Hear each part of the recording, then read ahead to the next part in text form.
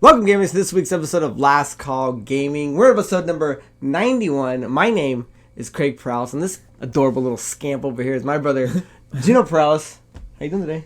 Good, man. Wasn't expecting to be on the episode. Love to be a part of the show, so. Yeah, we got to give our shout out to Mandrew, who can't make it with us today. He has some family things he had to resolve, so in dire times, Gino steps up to the plate and takes a swing, and hopefully we get a home run. His loss be my gain. So, normally, guys, you know we love drinking beers around here. I kind of ran to the store just to go grab something. This is the Bubble Stash. It's got a really cool color, a good-looking box.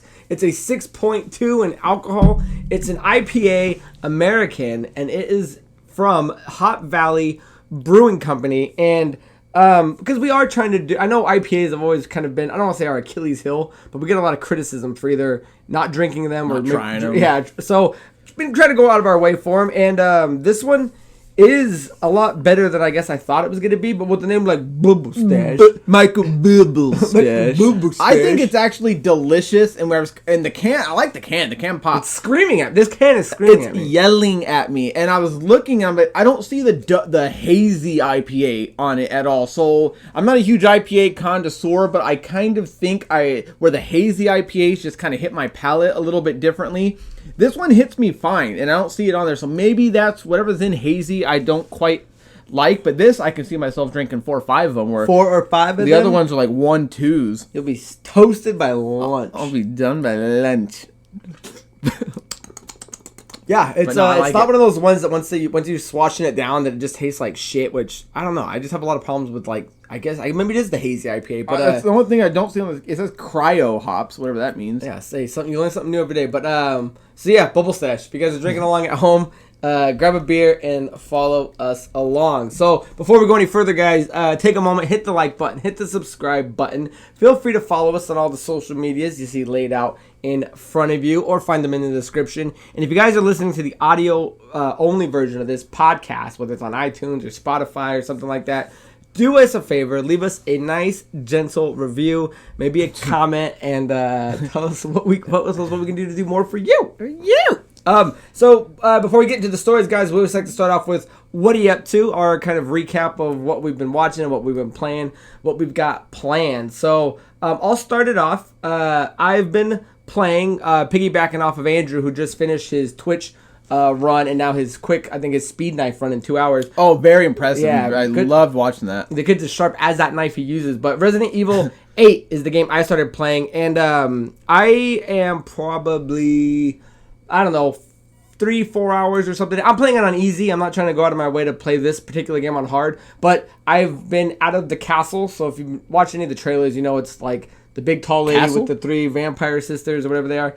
I'm like out of that area now, so I'm moving along. So there's a lot more to the game than I thought. I kind of thought that was the whole world that you're invested in. So I'm not gonna try to give you any spoilers, but there's more to it than just the castle and those ladies, and I'm finding that. So, and what I was watching is there is a documentary called The Orange Years, the Nickelodeon story I've been dying to on watch Hulu. that. It's like an hour and 40-something minutes, and it's fantastic. It really, I mean, it's a nostalgic base. If you were a kid in like the late 80s and the 90s, it goes back and just kind of documents of where they got their roots from, where they kind of pulled their ideas from, how they started building it from like shows that they kind of bought off, like of Canada, of things you can't do on TV. Canada! Blame Canada! And then it rolls into how they started developing game shows, and then like not sitcoms, but like Pete and Pete and things like that.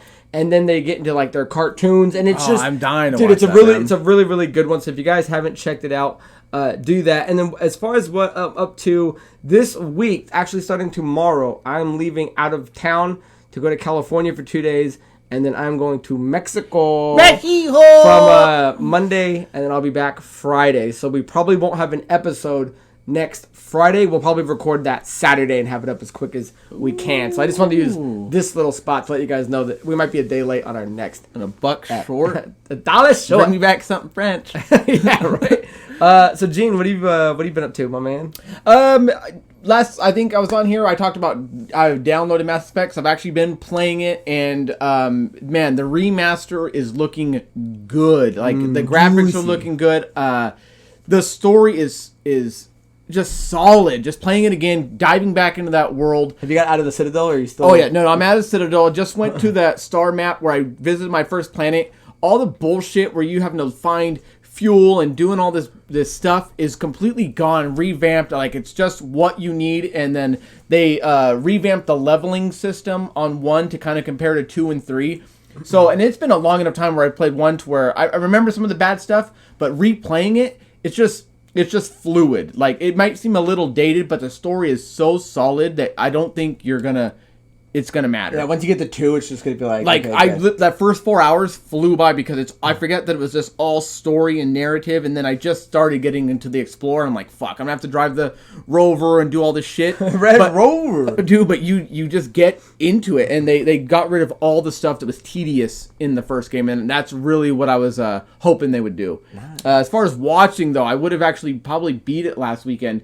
But I'm down the rabbit hole with Mayans, the spinoff from Sons of Anarchy. I never finished Sons of Anarchy. I only watched season 1. But me and her are just watching Mayans, and I feel like I'm part of the gang. You know what I mean? Is Mayans a prequel or a sequel? I think it's a prequel because when they're going through season 1, they're still talking about like Sam Crow being the head of it and shit like that. Like, there's no mention of Jax or fucking the other guy. I don't think his name's Sam Crow, right? I don't watch that. I'm saying, yeah, I think it's a prequel because they're not talking about the current people that I remember in season 1.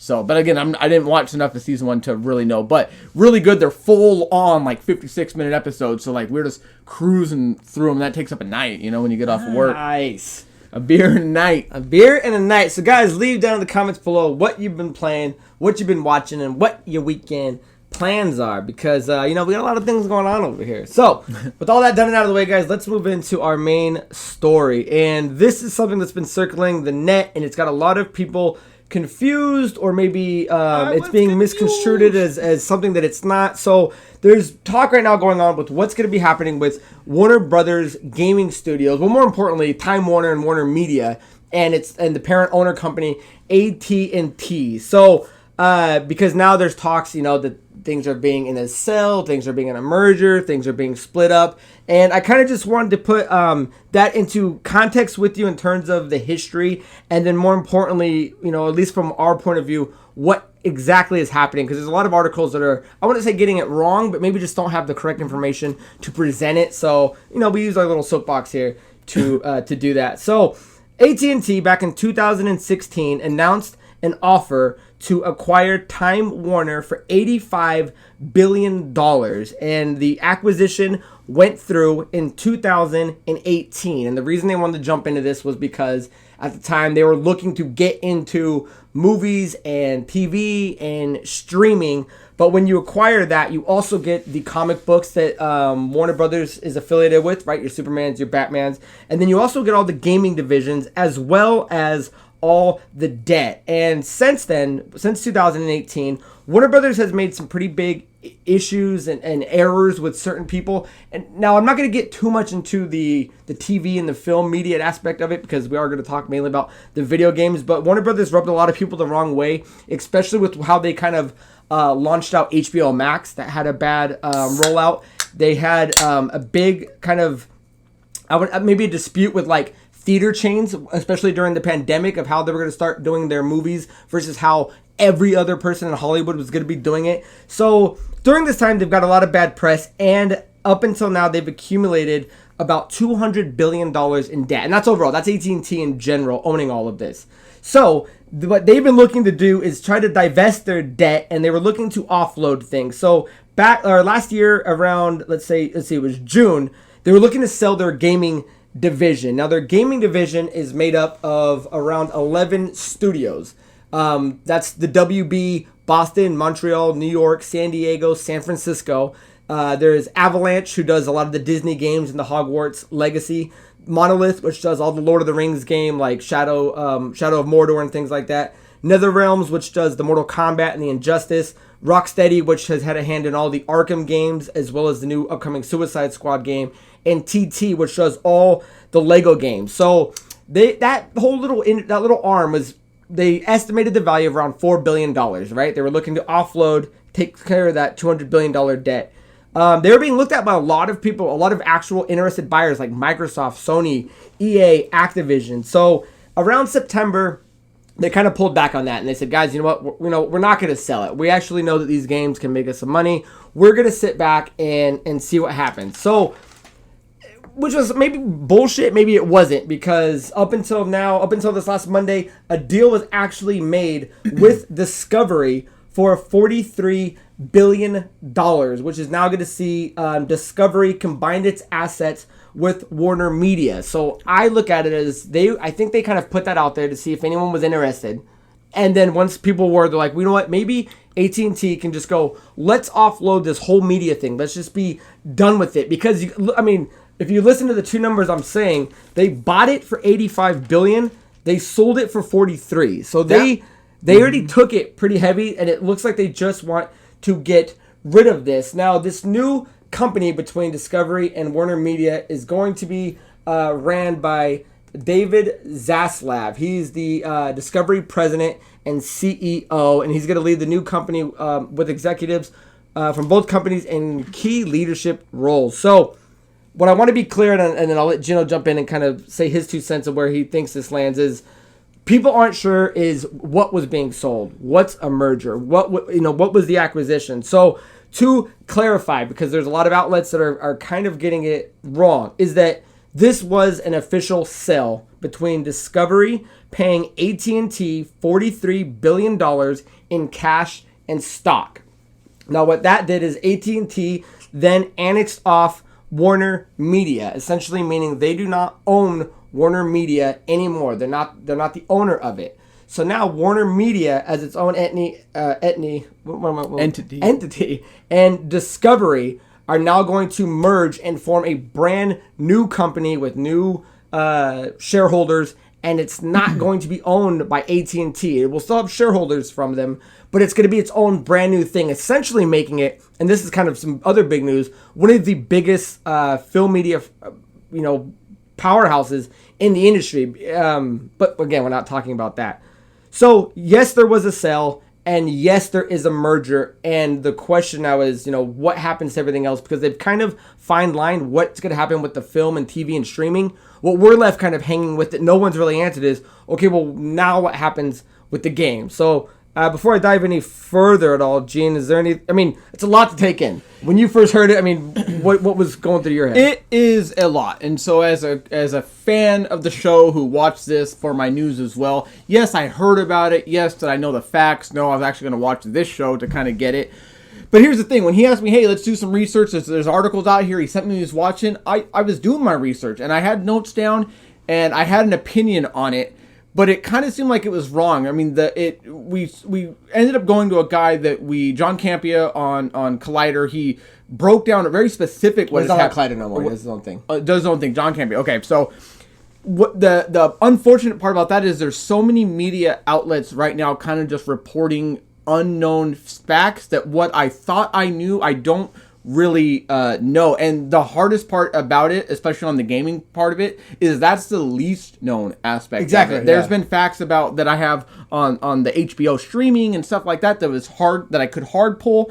But as far as the gaming goes, that's like the most unknown part of what this deal is going to do. Now, I doubt that they're going to piece off a bunch of stuff like a Marvel Fox deal. Like, I feel like if it's all the WB and DC stuff, hopefully it just goes to one company, lesson learned. But we just don't know, and that's the hard part about this mergers. Hopefully soon we will, but there's so much stuff just reporting it inaccurately that I don't want to spit too many facts out because we just don't know. Yeah, because the main thing you just got to be clear about is what part of the sell was a sell and what part of the merger was a merger. And I kind of think it's bullshit that like what we don't know is the video games. Like, video games is a bigger industry than movies and TV and streaming put together. But the streaming wars is real. Yeah, brother. it's like, and we don't know what's happening with this. And because if you look at some of these other articles, it's hard to take, like what Gino's saying, what's real and what's not. Because some people are saying that, oh, they didn't unload all of the games. They're going to keep some of them, and some of them are going to go here. And it's like, none of that makes sense. If you're selling it as the media portion, then my thought would be that it all moves somewhere else. Or once this new entity becomes its own thing, then subdivisions start doing games or something like that. And I think it's fair to say that any game that they had currently in development, because a lot of the games that Warner Brothers had coming out was the new like Lego Star Wars Skywalker Saga. That's still coming out. Suicide Squad Kill the Justice League is coming out 2022. Hogwarts Legacy 2022. Gotham Knights. You know, you're kind of, a lot of people are scared. They're like, oh, is it going to get canceled? Are they going to get pushed back further and wait until this thing's actually done? I think we don't have anything to worry about in terms of those 3 or 4, because they're just so far along in development that at that point it would be stupid to either scrap them. Like, these guys are extremely far. Anything set in emotion right now, I think is going to be okay. But yeah, and really it's just a lot of times, like, especially when you see like Disney kind of buy up like Lucas and Marvel, they're smart enough to let them keep doing their own thing if it's working. I would assume that if whoever gobbled up, if Discovery and Warner Brothers are still going to keep control of the video game aspect of it, then everything's going to move forward. It would be interesting, however, if once they do combine, because this is what I've been thinking, is once they do get it, then do they still sell off the games for $4 billion to someone like Microsoft or Sony or something like that? I would hope not. I like WB and its housing with all those studios. But I mean, again, like Jill's saying, everything we do know, video games is the lowest part of that totem pole, and it is. I mean, there's other streaming facts and HBO stuff that I can spit, but as far as like the gaming aspect of it, it's the least known part of this equation right now. Yeah, so I just really wanted to kind of point out what the merger was, what the selling aspect of it was, and now we can kind of talk openly about, okay, now what it is moving forward, now that we know what identity is what and who owns what. So, but really we can't do anything else but speculate. I mean, I can speculate and hope that everything stays as one, but we will know that once this deal is done, and then we move forward and we see how it goes. But is there anything else you want to add on that at all? No. I mean, everything... just the clarity of because a lot of people, it's a merger acquisition. It's very separately 3 pieces of a puzzle. It is an acquisition into a new company, and this new company is going to be headed by the former CEO of this. So I mean, there's like 3 separate moving pieces that you need to understand versus just reading an article and saying, hey, they're just going to buy it. Because I completely thought it was going to be a merger and then an acquisition. Like it's a rolling of every bit of that. So it's just, it is separate. Just keep it in mind that there's 3 separate things going on, and we'll know it as soon as we know it. I was watching a bunch of videos, and a lot of it was the same lingo of like, oh, they're this, that, and the other. I'm like, well, that's not actually right. So at least now we know what it is, and again, we can report on it once we move forward. So that is the end of that, guys. If you have anything that you think we missed, or you have something you want to add, leave it down in the comments and let us know what you think about the AT&T sale to Discovery with the merger with Warner Brothers Media and Discovery. So let's move into riffing it up. And I know both of our riffs still kind of revolve around some WB property. So Gene, why don't you tee us off with what you got? Yeah, super excited. Very. The Injustice Gods Among Us got introduced as the next DC animated movie. So, for a little bit of facts, if you've never played it, the game was developed by NetherRealm Studios, published by Warner Bros. Interactive Entertainment, released in April 2013. Now, spoiler alerts if you need this, it's been 2013. I'll give you the kind of base storyline. Set up in a parallel universe with DC Comics multiverse, in this reality, Superman becomes a tyrant and establishes a new world order after the Joker tricks him into killing Lois Lane and destroying Metropolis with a nuclear bomb. In an effort to stop this, Batman summons counterparts of the League's members from another universe to join his insurgency at the end to end the totalitarian regime. Now, if you have not seen or played the game, the storyline is just epic. I'm a huge fan of like going dark and all that kind of stuff. Just to see someone as pure as Superman get corrupted by this, to me, is just like, that is what I want to see. And it also inspired the Injustice comic books that got written as a prequel. So that got written from 2013 to 2016, and basically it started year zero to year 5. But basically, in the insurgent world, it took how Joker manipulated him, how Batman started the insurgency, him getting the Green Lantern Corps involved, him getting magic users involved to fight Superman, the Greek gods getting involved, and then basically what the story ends up doing is them bringing Prime Earth, because this isn't our Earth, bringing the Prime heroes into it so they could, because he needed the Justice League's DNA so they could open up like a kryptonite weapon. So between like that and the comic books, like the movie has so much material to work with, and the story is so good. So even if you haven't played the game, you can watch a YouTube video on anything and just watch the cinematic thing. And we have a movie kind of in itself. So I am going to be very interested to see how much they pull from either the prequel or the new one. But I think stories like this need to get told in a proper way, because I was in Reddit and someone was just saying, like, do we need every video game to get made into a movie and blah, blah, blah. I was like, yeah, when the story's this deep and this good, I mean, there's 4 years worth of comic books and video games to back this story up. Like, I am super excited to see this done as a movie and to see it get dark as shit, because DC, as far as their live action, yeah, it's good, but animation is kind of where it shines, and they can get dark and gritty, and you can do stuff on an animation page that you can't do live action, and there's stuff that I'm just dying to see how they're gonna work that in. Yeah, because I was actually really impressed with what they did with the Red Sun, because I remember reading the old Red Sun graphic novel and the comics and shit, one more graphic novel. And then they put that to an animated film, and I thought it was fantastic. More the merrier, man. Superman falling under the Russian sun and becoming, he goes on that kind of path.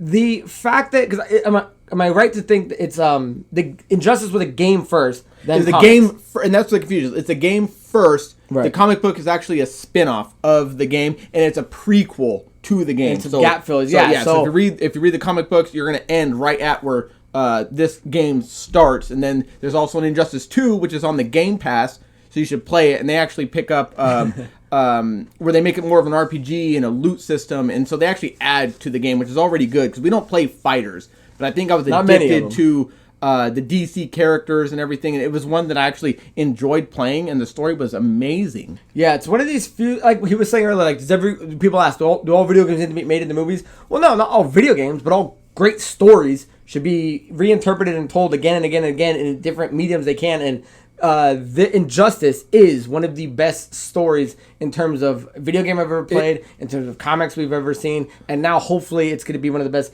animated things we've ever done, because DC is one of the best at making their animation movies shine with the story. And what was it? It was, because it wasn't even like a trailer that came out or a piece of news like on Twitter. Wasn't it off of like the Deep Halloween Part 2 that you can actually get the news? It was in the extras of the Dark Halloween. What was it, Part 2 or whatever? And it released, Long Halloween, and it showed that there was going to be a trailer coming up. Yeah, I am looking forward to all of that. Anything else on that?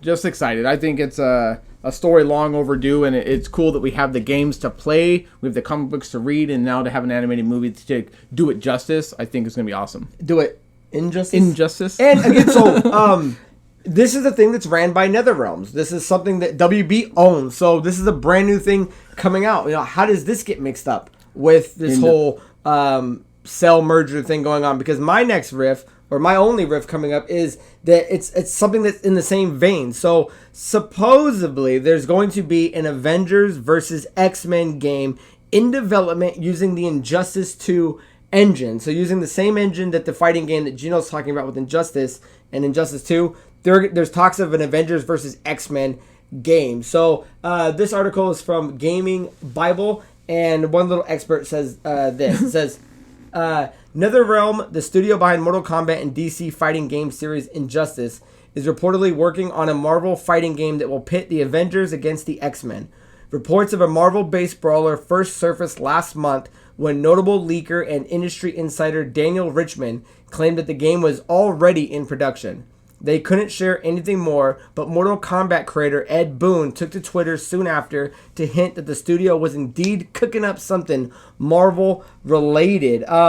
So if this is true, because again, take this with a big grain of salt, because there's a couple other things that they pull from that don't make a lot of sense. But I know a lot of people were originally thinking, okay, cool, NetherRealms is always known to make DC games. And if there are talks of getting something Marvel-related, then are we finally going to get a Marvel versus DC game? I know that was the big the big speculatory game that they thought. And I know we talked about this on our Last Call Facebook page, but the more we look into it, because I could have talked about this a few weeks ago when it started popping up, but it seems now it's kind of getting closer and closer to being true than a few weeks ago that it was being false, is that there's still big issues with this because who can they use? What legally can they use? Especially with Sony owning things with Spider-Man, with there already being games like Marvel vs. Capcom and Marvel vs. like SNK and things like that. What characters are going to be able to actually be used? And I know they were saying that they're going to focus on more of the newer characters like Shang-Chi and Miss Marvel, but there's no way in hell you can do an Avengers versus Xmen game and not have staples like a Wolverine, a Spider-Man, or things like that. But one of the things I also want to clarify is that there will be no tie-in with Insomniac Spider-Man or Square Enix's Avenger, which that makes perfect sense, right? Yeah, it needs to be NetherRealm's interpretation of it. But the thing that caught my eye at the bottom of the article, which kind of leads me to be more questionable than serious, is that it says it's going to release in late 2021. I mean, we're already in May going into June, and they're talking about it coming out at the end of the year, which to me doesn't sound right, especially when we're still hearing pushbacks from like Gotham Knights and Suicide Squad. So if this thing even is true, I would be hopeful that it would be pushed back to maybe 2 years from now, probably, because when we're looking at this whole merger sell from AT&T and Warner Brothers, obviously they're not going to get rid of the games that they've been developing. Theoretical Hopefully. and hypothetical games could be completely scrapped. They could completely move over and go, oh, well, what's on the list that we don't have to do or that's not even being made yet? This game. But on the other hand, this guy's saying it's already in production. But again, production can mean a lot of different things when it comes to development stage. So I'd be interested in it. I mean, I don't know how many more fighting games we need with Hero on Hero. I'd be more interested in them bringing back something like X-Men Legends or like Marvel Ultimate Alliance, do more things like that. But well, they did recently with the Switch and everything. Exclusively to Switch. Yeah, I I'm not a huge fighting game guy, you can't play it on but Xbox. They said this will be cross-platform, PS5, Series X and S, and PC. it'd be interesting if something like that had like a Mortal Kombat 11 storyline or an Injustice storyline, or if it's just going to be like a fighting game. Because if it's just a fighting game, yeah, it's going to be fun and cool. But if they can do a cool Avengers versus Marvel or X-Men storyline with the game as it's going through, I think that'd be really fun. But it'd also be extremely difficult to do with everything, all the moving parts that are happening. Well, because I also really like that.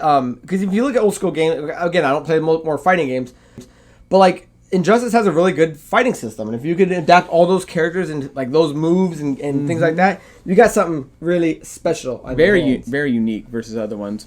So that is the end of our riffs, guys. Leave it down below if you've got anything that we missed on, you guys want to touch on, you guys want to play on. Hey, anything you want to beat on, you let me know. So we are going to move into, we're already stretching it kind of long. We still got to do the contest. So we're just going to do two questions today, and we'll leave these two for later. So let's move into questions of the week, guys. If you wanted to submit a question, leave it down in the comments below, and we will answer it on air, and it can be about anything. Movies, TV, video games, music, whatever you guys want to hear, we will abide. So, first question comes from John Tovitz. And he says, I see you guys always drinking beers. You guys have any favorite bars you go to or traveled to? What do you think, Gene? Locally, I think Bearded Gentleman would be the stomping grounds. Yeah, I think locally we have two bars that we like to go to locally. There's the Bearded Gentleman. They have really good craft beers, and he's always alternating something else. So we always like to go there. Check it out. The other one's River Dogs. That's more, it's just a different scene that we like going to. So it just depends on what we want to do. And then as far as going out of town, like if we're gonna go somewhere, usually it's gonna be Vegas, and they have a bar on Fremont called the Nerd. And it's actually pretty cool. It has like a little spot where you can play games. It has movie memorabilia everywhere. They have a little bowling section. So usually we try and get there. And then if we're trying to kick back, we usually go to Hennessy's, which is right there on Fremont as well. It just has a really kickback vibe. There's a bar or a band that's always playing. They're known for having the world's largest pint, so you could order that. Just one of the first bars, I think, when we went to Fremont and we got to, just always kind of stuck with us. Dude, boy, and we always get our room on Fremont. So like it's always at the Four Queens or the Golden Nugget. It's literally like the next bar over. So like we've just always gone there. So when we go to Fremont, we know like we're always hitting that. Yeah, the common mistake is a lot of people think you got to go to the Strip. The Strip's a young man's game. The Strip is what we did when you're in your 20s. Yeah, and unless you were watching something the next day, like at a show or a concert or whatever, Fremont's where you want to be. Fremont is action all day long, and it's got a grip of bars. And grab me Uno Mas. And Hennessy is the spot. But in terms, the one cool bar that I actually was able to go travel to is when me and D'Angelo went on vacation to Chicago. If you guys have ever watched the show The League, it's a phenomenal show about fantasy football, and it's got like Nick Kroll in it and things like that. It's hilarious. But there's a bar they go to called Gibson's, and we were actually from our hotel walking distance to go to it. So when we went there, it was one of the coolest bars I've ever been to. Not only when you walk inside there, they got a whole bunch of like celebrity autographs and pictures and stuff like badass. that. And it's upstairs and downstairs. So there's kind of a spot that looks like what they shoot when they do the actual filming of the show. But I mean, and the bartender was just hooking them up. So Gibson's was a really cool bar that I got to travel to that actually kind of meant something in pop culture. But nice. Other than that, let's move to the next question. Leave your answer down below, please, and spank you. Daniel Backstrom writes, awesome episode. I'm rewatching Last Kingdom on Netflix and Uhtred, Son of Uhtred. I have heard of that. It's supposed to be like a cartoon, I think. Okay. What's your favorite show to go back and rewatch? I've probably watched season 1 at least 6 times. Well, between both of us, I can watch Seinfeld all day. Like I wear the ribbon. He wears the ribbon. I have to fall asleep to it, so I don't want to count it as rewatching, as more of it's completely in like my subconscious. But yeah, this is like 20. I've probably seen the whole thing 20 times. Yeah. One show I always like to go back and rewatch, and I know Gino does as well, as Entourage on HBO. If you guys have not seen Entourage, it's a little dated if you go back and look at some of like the references. Amazing. But it's fantastic. And one show from like my childhood that I always like to go back and rewatch every so often is Boy Meets World. The more I rewatch it, the more I'm like, dude, I love Boy Meets World, because he literally goes from being a kid to in college and shit like that. I mean, I don't watch Girl Meets World. I didn't really care for it, but that's a good show that we get like Mr. Feeney, Sean, Corey, everybody. What's it on? It bounces around. I don't know if it's on anything. Yeah, it used to be on Hulu for a long time, and I used to be able to watch it that way. I don't think it's currently on anything. So I have to make sure it's on something I subscribed. I mean, I have a Fire Stick and I can watch whatever. But when I'm wanting to watch shows, I want to cruise. So yes, Seinfeld's probably the number one show I've rewatched. Friends, when it was streaming, was number 2 because I used to just alternate it. But Entourage is actually the show I just recently rewatched the whole thing of, and then I just started watching Always Sunny. I just finished. Oh, that's on Hulu. Yeah, I'm going through Always Sunny. Not recently, is why I didn't put it on what I was doing, but I just finished season 1 again like 2 weeks ago. And so like when it's me, because we have our shows. But when I have me time, like that's the season that I'm going through again, and I'm probably on like my 4th or 5th run of it. You know what show I've actually gone back and watched a few times? Which one? Silicon Valley. He recommended by Craig. Finished my first watch. Me and Denny even screaming at Joe, watch it. It's one of those shows, and Denny has an interesting like philosophy on it. Like philosophy. It's like certain shows you can watch in a run. And certain shows like aren't worth watching episode by episode. Like back in the days, like Entourage. If you had to watch it week to week, it probably wasn't that good. Silicon Valley, week to week, not that good. But when you can binge watch 4 or 5 seasons, they're fantastic because then you get it all condensed. And we can talk about TV all day. Big Bang is streamable because I don't. It's on HBO now. Is it on HBO? Okay, because I just got a subscription. Actually, I want to go back and rewatch that. Dude, that is actually one of my all-time favorite shows. So if I can find if it's on streaming I'm going to add that to my repertoire. I'll remove Friends and I'll put. I'm almost positive it's on HBO now. So yeah, that's amazing. Thank you for the question, Daniel. So back to this last beer. For new beer, you want to pound it? No, I just got to open up this another one. So guys, we are. At the end, we'll save these other questions for next week. And again, guys, feel free to submit questions in the comments and we will answer them down below. But we've got a contest to get into. So, for the last few weeks, we have been advertising that we are going to be giving away a Nintendo Switch Lite. And all you had to do was watch episodes 83 through episode 90 and leave down in the comment hashtag Switch Lite.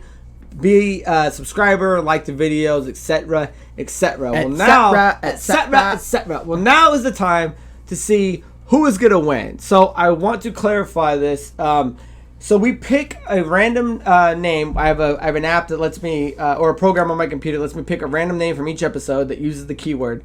And so we have entries from 83 to 90. What we're gonna do is we're gonna put those names into a hat, and when we pull out the winner, you will be the winner of the Nintendo Switch Lite. It is up to you to reach out to us within a week, maybe 2. I forget what it was. I'll give you 2 at this point. If we don't hear week and a half. If we don't hear from you, that's on you. I mean, you can find us at because all of our social media is to find us. So let's go through and see who is the potential winner for the Nintendo Switch Lite. We've got episode 83 is Zidane Tribal. You have the. Let me throw this in there real quick. Hat? Yeah, Hat's too big. the hat's too big. Going through the comments, I think I've seen that name. Yeah, I like it. Episode 84 is gonna be Logan Jacksman. Episode 85 is gonna be Al Breezy. Seen that one. Mm-hmm. And dude, we've been getting a lot of more people watching. Like, because I'm a fan. I don't usually host. I love reading the comments. So like I love going through everything. It's so awesome to see the growth and the fan base just continue. I know. Hopefully it sticks. We got a big one coming up, and I'll let you guys know about that later. Episode 86 is Vivek Joshi Pro. Vivek. Episode 87 is the Pokemon Squad. Oh, sweet. I like those Episode guys. 88 is Miss Banana Split. I like that name. Banana. It's a banana cream. I don't like those. I don't like those either. Episode 89 is Talha Kasim. I know that name. Good. Yeah. Episode 90 is Don HT. So, guys, these are going to be the names that we are going to put in, and then again, once we pull one of these out, this is gonna be the winner. So if you saw your name, because I remember last time they freaked out. When you see your name, that just means you're in the hat. Now we're going to pull the name out. You are in the hat. Now we're gonna pull one out and see who is actually the winner.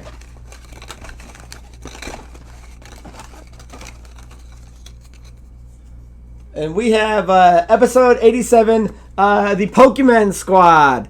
So congratulations, guys! You won the Nintendo Switch Lite. My boy Blue.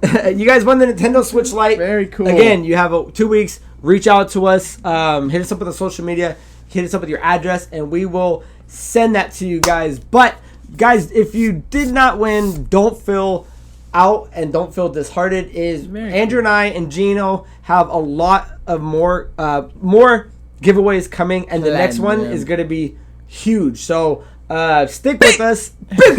Big stuff. Stick with us. Make sure you guys don't unsubscribe. Follow us, because more stuff is going to come. So that is the end of this episode.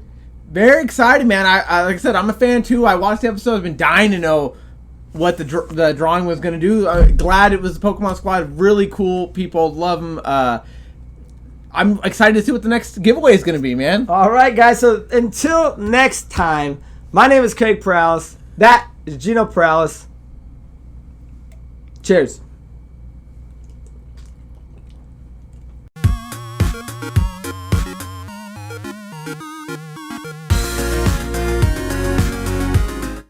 The Retro Pie? Mm-hmm. You don't know what Retro Pie is? You get some Legend of Legaia going. Ooh. You know what's funny is I bought a PS1, those minis that you can mod, and I bought the modation hard drive that has everything on it, and I've never set it up or played it. Yeah, this thing was sitting here in my car. And the only reason I bought it is I went through what the games I had, and they had Jay Cocoon, and so I'm like, cool. Yeah, exactly. I was drunk as shit when I bought it, and I'm like, never played it. This thing had a whole shitload of like Atari games and like Commodore games and Amiga games. and I was like, oh, cool. But it's like I got it. I'm like, well, I'm kind of still playing Baldur's Gate. So yeah, like, I'll set it up. I'll set it up after. And even then, I need like you hear what I'm playing. Like you're like right on your right. Yeah, we can just right on your port. On the right. I was telling Raimundo too the other day when it was over. I was like, dude, I've been craving Wii because it has craving. I've never yearned. But I have that Wii mod where you can play that Pokemon game from the Team Rocket point of view. And I was telling him, because I modded his too, but he's never played it. I'm like, I'm dying to play that game. I want to finish it, because I think I got to like Gym 1 or Gym 2. Well, no, they weren't gyms. They were, they were like key, or what were they? The gym equivalents. I know, but you're going to like, I remember they called them something You're going else. to like the good guy's lab to beat him and stuff like that. Oh, see, that's cool. Yeah, like lab 1. So you're trying to destroy everything. And I was like, fuck, I never finished that, and I've been dying to play it again. And I have it. Well, is it even so on there? Because some of those things come off. It's on there. Ooh. What are the starters? Fuck, dude. Is it 150? Is it 151? Yeah, it's 151, but it's like Gengar. It's like no, not even that. No, you can start low. It's like Ekans, Coughing, and Meowth or something like that. Is your like your free? Oh, it's okay. Yeah. So they're like evil based ones, but it should have been like a Nidoran, a Ghastly. And it might have been because it can't be. Why would it be? I mean, it's got to be something that can still do 3 stages. What's another like kind of low one? Maybe a Fear. No, Fearo's only 2. Fear. What else would there be? No, I definitely. Well, let's see. Well, I'm sure we're one intelligent person here. I'm sure we can get that. I'm sure we can get to the bottom of this. I don't know. I mean, I'd have to check it out, but it was definitely. Or maybe something like a Slowpoke or something like that. Slope. That's the only. No, or Poliwag. That's what I was thinking of. Turn him into a big old Poliwrath. I'm gonna tell you with my tummy.